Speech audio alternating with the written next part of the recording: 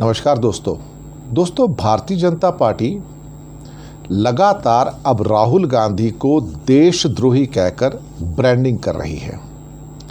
यानी कि अगर आप भारतीय जनता पार्टी और आरएसएस के विचारों से सहमत नहीं हैं तो आप देशद्रोही हैं।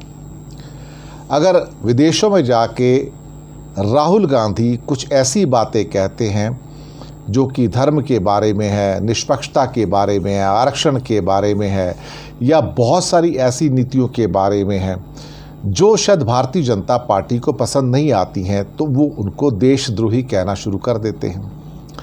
उनके आधे सेंटेंस जो कहे गए उसको कट कर दिया जाता है और उसका एक अलग अर्थ निकाल कर लोगों के सामने पेश करने की कोशिश की जाती है।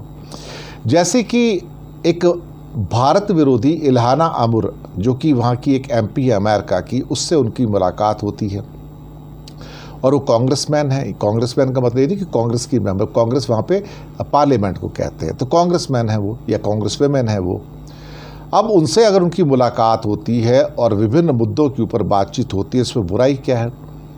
क्या भारत में आकर विदेशी नेता जो हैं वो कांग्रेस या सीपीएम या सीपीआई या बाकी नेताओं से बातचीत नहीं करते हैं? बिल्कुल करते हैं। तो अगर भारत के बड़े नेता एलओपी यानी कि लीडर ऑफ अपोजिशन बाहर जाके इल्हाना उमर से बातचीत करते हैं तो उसमें क्या बुराई है?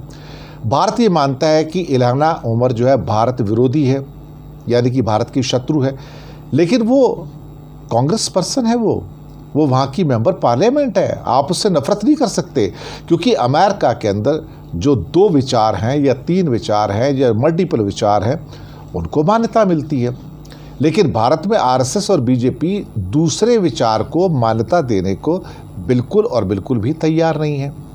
अब यहाँ पर एक बात एक तरह से कहा जाए तो आड़े आती है, वो ये है कि इल्हाना उमर की बात हो या फिर तालिबान से बात करने की बात हो। भारत तालिबान से बात करता है। भारत ने अपना राजदूतावास भी खोल दिया है वहाँ पर टेक्निकल टीम के नाम से काबुल के अंदर। तो एक तरह से कहा जाए तो राहुल गांधी को भारत का दुश्मन, भारत का शत्रु, भारत का देशद्रोही करार देने का एक पूरा का पूरा प्रपंच और पखंड चल रहा है। दरअसल लोग समझ चुके हैं बीजेपी और आरएसएस का जो एक विचार, एक सोच का जो पूरा का पूरा प्रपंच चला आ रहा है, उसके बारे में अब लोगों तक बात पहुंच चुकी है और राहुल की बात बहुत इस समय ध्यान से सुनी जा रही है। और ये कहना कि राहुल विदेशों में जाके भारत की बदनामी करते हैं, तो फिर मोदी जी को अपने गिरेबान में खुद झांक कर देखना चाहिए। ये वही मोदी हैं जो कोरिया में जाके कहते हैं कि मेरी कौन सी बदकिस्मती थी, कौन सा नसीब ख़राब था कि मैं इंडिया में पैदा हो गया। 2014 से पहले कहते ये सोच थी भारत के अंदर। जो आदमी भारत को इस नज़र से देखता हो और उस पैमाने पर नापता तोलता हो, उसके बारे में क्या कहा जाए।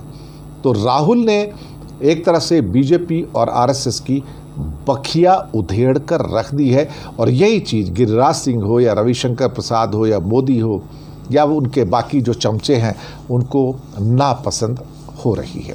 शुक्रिया आपका।